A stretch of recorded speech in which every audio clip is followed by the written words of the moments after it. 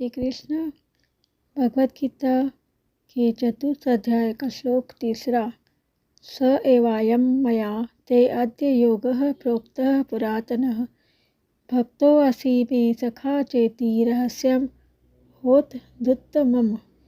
तू मेरा भक्त और प्रिय सखा है, इसलिए वही यह पुरातन योग आज मैंने तुझसे कहा है, क्योंकि यह बड़ा उत्तम रहस्य है।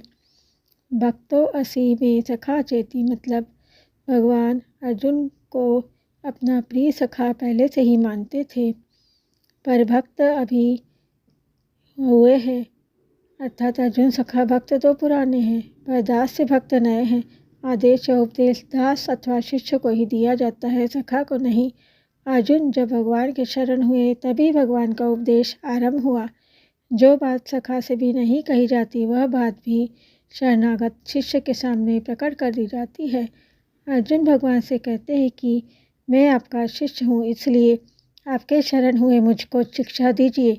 इसलिए भगवान अर्जुन के सामने अपने आप को प्रकट कर देते हैं, रहस्य को खोल देते हैं। अर्जुन का भगवान के प्रति बहुत विशेष भाव था, तभी तो उन्होंने वैभव और शस्त्रों से सुसज्जित नारायणी सेना का त्याग करके निशस्त्र भगवान को अपने सारथी के रूप में स्वीकार किया। साधारण लोग भगवान की दी हुई वस्तु को तो अपनी मानते हैं जो अपनी है ही नहीं, पर भगवान को अपना नहीं मानते जो वास्तव में अपने हैं। वे लोग वैभवशाली भगवान को न देखकर उनके वैभव को ही देखते हैं। वैभव को ही सच्चा मानने से उनकी बुद्धि इतनी भ्रष्ट हो जाती है कि वे भगवान का भाव ही मान लेते हैं, अर्थात भगवान की तरफ उनकी दृष्टि जाती ही नहीं। कुछ लोग वैभव की प्राप्ति के लिए ही भगवान का भजन करते हैं। भगवान को चाहने से तो वैभव भी पीछे आ जाता है, पर वैभव को चाहने से भगवान नहीं आ सकते। वैभव तो भक्त के चरणों में लौटता है, परंतु सच्चे भक्त वैभव की प्राप्ति के लिए भगवान का भजन नहीं करते। वे वैभव को नहीं चाहते, अपितु भगवान को ही चाहते हैं। वैभव को चाहने वाले मनुष्य वैभव के दास होते हैं और भगवान को चाहने वाले मनुष्य भगवान के भक्त होते हैं। अर्जुन ने वैभव यानी कि नारायणी सेना का त्याग करके केवल भगवान को अपनाया, तो युद्ध क्षेत्र में भीष्म, द्रोण, युधिष्ठिर आदि महापुरुषों के रहते हुए भी गीता का महान दिव्य उपदेश केवल अर्जुन को ही प्राप्त हुआ और बाद में राज्य भी अर्जुन को मिल गया। स एवायं मया ते अद्य योगः प्रोक्तः पुरातनः। इन पदों का यह तात्पर्य नहीं कि मैंने कर्मयोग को पूर्णतया कह दिया है, प्रत्युत यह तात्पर्य है कि जो कुछ कहा है वह पूर्ण है। आगे भगवान के जन्म के विषय में अर्जुन द्वारा किए गए प्रश्न का उत्तर देकर भगवान ने पुनः उसी कर्मयोग का प्रारंभ कर दिया। भगवान कहते हैं कि सृष्टि के आदि में मैंने सूर्य के प्रति जो कर्मयोग कहा था, वही आज मैंने तुमसे कहा है। बहुत समय बीत जाने पर यह योग अप्रकट हो गया था और मैं भी अप्रकट ही था। अब मैं भी अवतार लेकर प्रकट हुआ हूँ और योग को भी पुनः प्रकट किया है। अतः अनादिकाल से जो कर्मयोग मनुष्य को कर्म बंधन से मुक्त करता आ रहा था वह आज भी उन्हें कर्म बंधन से मुक्त कर देगा। रहस्यम होतदुत्तमम्। जिस प्रकार 18वें अध्याय के 66वें श्लोक में भगवान ने अर्जुन के सामने सर्वबृहत्तम बात प्रकट की कि तू मेरी शरण में आ जा, मैं तुझे संपूर्ण पापों से मुक्त कर दूंगा, उसी प्रकार यहाँ उत्तम रहस्य प्रकट करते हैं कि मैंने इस सृष्टि के आदि में सूर्य को उपदेश दिया था और वही मैं आज तुझे उपदेश दे रहा हूँ। भगवान अर्जुन से मानो यह कहते हैं कि तेरा सारथी बनकर तेरी आज्ञा का पालन करने वाला होकर भी मैं आज तुझे वही उपदेश दे रहा हूँ जो उपदेश मैंने सृष्टि के आरंभ में सूर्य को दिया था। मैं साक्षात वही हूँ और वही अभी अवतार लेकर गुप्त रीति से प्रकट हुआ। यह बहुत रहस्य की बात है। इस रहस्य को आज मैं तेरे सामने प्रकट कर रहा हूँ, क्योंकि तू मेरा भक्त और प्रिय सखा है। साधारण मनुष्यों की तो बात ही क्या है, साधक की दृष्टि में भी उपदेश की ओर अधिक एवं उपदेष्टा की ओर कम जाती है। इस प्रसंग को पढ़ने सुनने पर उपदिष्ट योग पर तो दृष्टि जाती है, पर उपदेष्टा भगवान श्री कृष्ण ही आदि नारायण है, इस पर प्रायः दृष्टि नहीं जाती। जो बात साधारणतः पकड़ में नहीं आती वह रहस्य ही होती है।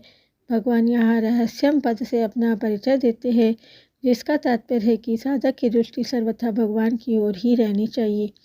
अपने आप को आदि उपदेष्टा कहकर भगवान मानो अपने को मानव मात्र का गुरु प्रकट करते हैं। नाटक खेलते समय मनुष्य जनता के सामने अपने असली स्वरूप को प्रकट नहीं करता, पर किसी आत्मीय जन के सामने अपने को प्रकट भी कर देता है। ऐसे ही मनुष्य अवतार के समय भी भगवान अर्जुन के सामने अपना ईश्वर भाव प्रकट कर देते हैं, अर्थात जो बात छिपा कर रखनी चाहिए वह बात प्रकट कर देते हैं। यही उत्तम रहस्य है। कर्मयोग को भी उत्तम रहस्य माना जा सकता है। जिन कर्मों से जीव बंधता है उन्हीं कर्मों से उसकी मुक्ति हो जाए, यह उत्तम रहस्य है। पदार्थों को अपना मानकर अपने लिए कर्म करने से बंधन होता है और पदार्थों को अपना न मानकर केवल दूसरों के हित के लिए ही निस्वार्थ भावपूर्वक सेवा करने से मुक्ति होती है। अनुकूलता, प्रतिकूलता, धनवत्ता, निर्धनता, स्वास्थ्यता, रुग्णता आदि कैसी भी परिस्थिति क्यों न हो, प्रत्येक परिस्थिति में इस कर्मयोग का पालन स्वतंत्रता पूर्वक हो सकता है। कर्मयोग में रहस्य की 3 बातें मुख्य है। पहला, मेरा कुछ नहीं है, कारण कि मेरा स्वरूप सत्य अविनाशी है और जो कुछ मिला है वह सब असत्य यानी कि नाशवान है। फिर असत्य मेरा कैसे हो सकता है, अनित्य का नित्य के साथ संबंध कैसे हो सकता है। दूसरा, मेरे लिए कुछ नहीं चाहिए, कारण कि स्वरूप में कभी आपूर्ति या कमी होती ही नहीं, फिर किस वस्तु की कामना की जाए। अनुत्पन्न विनाशी तत्व के लिए उत्पन्न होने वाली नाशवान वस्तु कैसे काम में आ सकती है। तीसरा, अपने लिए कुछ नहीं करना है। इसमें पहला कारण यह है कि स्वयं चेतन परमात्मा का अंश है और कर्म जड़ है। स्वयं नित्य निरंतर रहता है, पर कर्म का तथा उसके फल का आदि और अंत होता है। इसलिए अपने लिए कर्म करने से आदि अंत वाले कर्म और फल से अपना संबंध जुड़ता है। कर्म और फल का तो अंत हो जाता है, पर उनका संग बीता रह जाता है, जो जन्म मरण का कारण है। दूसरा कारण यह है कि करने का दायित्व तो उसी पर आता है जो कर सकता है, अर्थात जिसमें करने की योग्यता है और जो कुछ पाना चाहता है। निष्क्रिय, निर्विकार, अपरिवर्तनशील और पूर्ण होने के कारण चेतन स्वरूप शरीर के संबंध के बिना कुछ नहीं कर सकता है। इसलिए यह विधान मानना पड़ेगा कि स्वरूप को अपने लिए कुछ नहीं करना है। तीसरा कारण है कि स्वरूप सत्य और पूर्ण है, अतः उसमें कभी कमी आती ही नहीं, आने की संभावना भी नहीं। कमी न आने के कारण उसमें कुछ पाने की इच्छा नहीं होती। इससे स्वतः सिद्ध होता है कि स्वरूप पर करने का दायित्व नहीं, अर्थात उसे अपने लिए कुछ नहीं करना है। कर्म योग में कर्म तो संसार के लिए होते हैं और योग अपने लिए होता है, परंतु अपने लिए कर्म करने से योग का अनुभव नहीं होता है।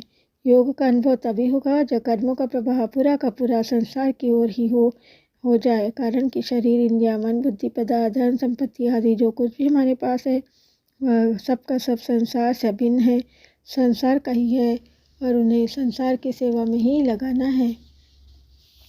जैसे सूर्य के प्रकाश में लोग अनेक कर्म करते हैं, पर सूर्य का उन कर्मों से अपना कुछ भी संबंध नहीं होता, ऐसे ही स्वयं के प्रकाश में संपूर्ण कर्म होते पर स्वयं का उससे कुछ भी संबंध नहीं होता। कर्मयोग का ठीक ठीक पालन किया जाए तो यदि कर्मयोगी में ज्ञान के संस्कार है तो उसे ज्ञान की प्राप्ति, और यदि भक्ति के संस्कार है तो उसे भक्ति की प्राप्ति स्वतः हो जाती है।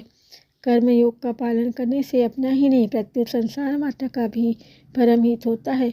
दूसरे लोग देखे या न देखे, समझे या न समझे, माने या न माने, अपने कर्तव्य का ठीक ठीक पालन करने से दूसरे लोगों को कर्तव्य पालन की प्रेरणा स्वतः मिलती है और इस प्रकार सबकी सेवा भी हो जाती है। जय श्री कृष्ण।